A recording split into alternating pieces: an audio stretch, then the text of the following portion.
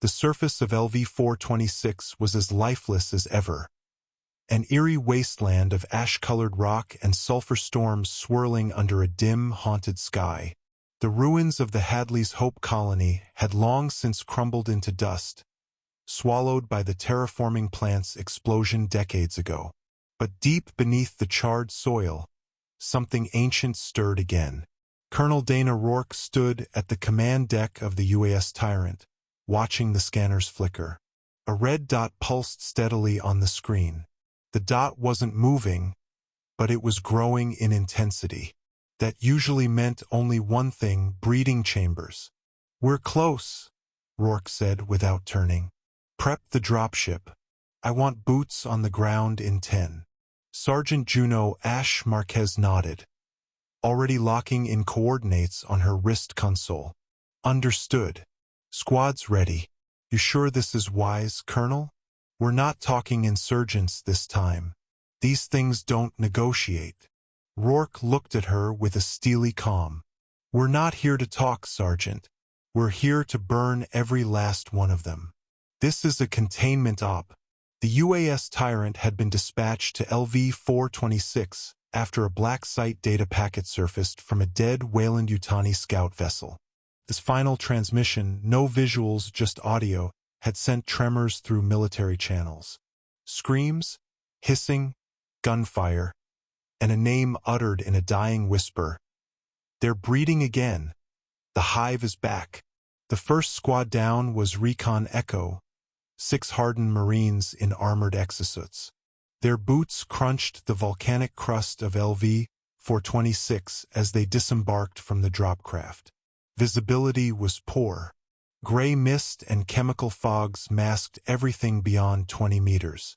Echo Team pushed forward, sweeping the area with pulse rifles, motion trackers chirping with each cautious step. It was quiet, too quiet, until it wasn't. The tracker blipped, then blared. Multiple contacts. Fast. Surrounding. Private Wexler didn't even get a full scream out before the black shape lunged from the fog. A tail impaled him through the chest, hoisting him into the air like a ragdoll before he was flung into the side of a collapsed structure. The rest of Echo opened fire, but they were shooting shadows. The Xenomorphs moved like liquid death, gliding in and out of visibility. One by one, the squad was shredded in the storm. From the Tyrant, Rourke watched the feeds cut to static. "We lost Echo," she said grimly. "Deploy Hades' squad. No recon this time. Full engagement." Hades was the elite. Flame units, incinerators, smart guns. They descended like wrath incarnate, landing hard and fanning out in disciplined arcs. Fires lit the gray fog in orange blazes as napalm whooshed through the air. Shrill xenomorph screeches filled the comms, sometimes cut short, sometimes followed by screams. Marquez took point, eyes scanning the structure they believed to be the nest. It wasn't natural. It was built from bones, resin, and hardened slime, webbing together a hive from the remains of the colony's foundation. As they pushed inward, the air grew warmer and wetter, pulsing with a foul stench. They passed rows of eggs intact. 2 intact. "Burn them," she ordered. "Now." Flames roared as they swept the chamber. Dozens of eggs popped and oozed, their inner horrors reduced to ash. But as the fire grew, so did the resistance. From the walls, the ceiling, even the floor, the xenomorphs came, hissing, shrieking, leaping. Private Stone's smart gun rattled endlessly, mowing down wave after wave, but they just kept coming.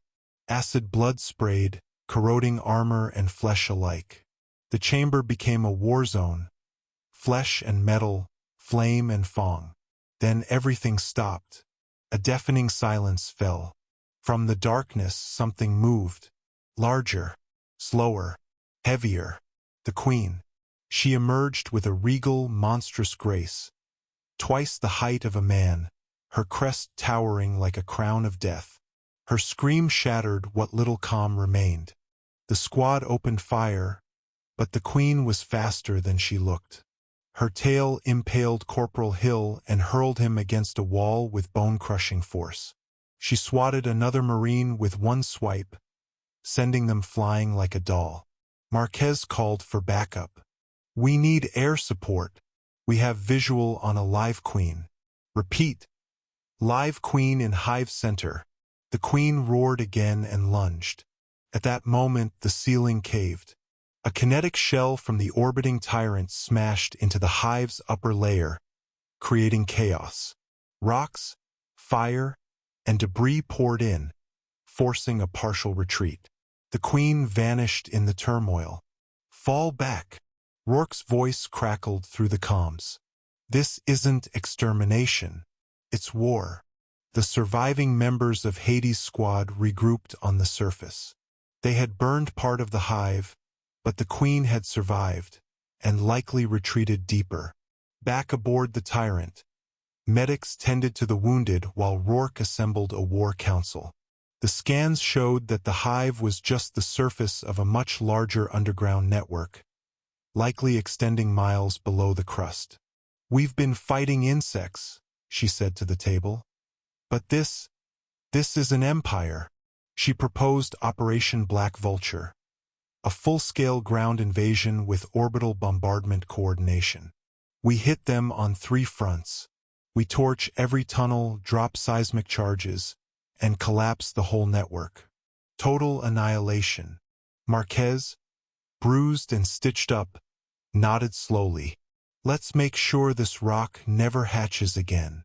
Within hours, 3 dropships launched with the rest of the battalion.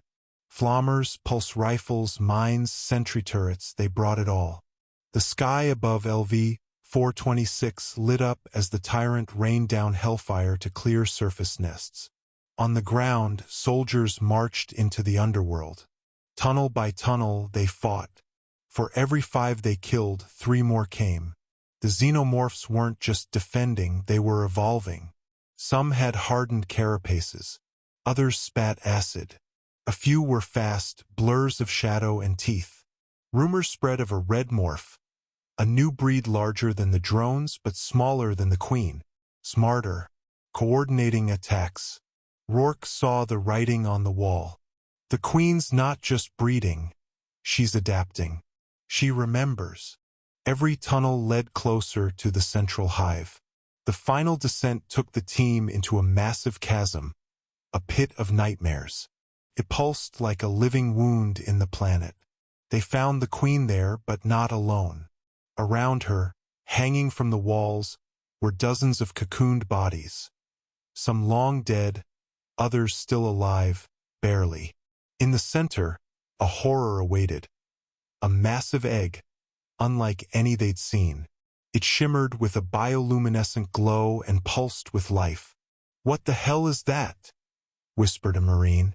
"It's a royal spawn," Rourke said quietly. "A new queen. She's birthing succession. It had to end there." The Marines set every charge they had, coating the chamber in thermite gel. The queen sensed the danger. With a shriek that echoed through the mountain, she launched into a frenzy. A dozen xenomorphs swarmed from all directions, trying to stop the inevitable. Marquez faced the queen head-on. Her armor was cracked, her weapon jammed, but she carried a thermal detonator in hand. "You want your throne?" she hissed through bleeding lips. "Burn in it." She hurled the device toward the queen just as Rourke triggered the chain of charges. The entire chamber went white-hot. The blast was so intense it triggered seismic readings in orbit. The ground cracked. The hive collapsed in on itself. Fire consumed the nest. The queen and her heir were gone. A week later, the tyrant lifted off from LV-426, leaving behind a shattered, burning grave. Scans confirmed no movement, no life signs. The planet was dead again. But in space, nothing stays dead for long. Months later, in a distant sector, a salvage vessel picked up a drifting escape pod marked with a Weyland-Yutani logo. Inside was a single, pulsating egg. The cycle had begun anew.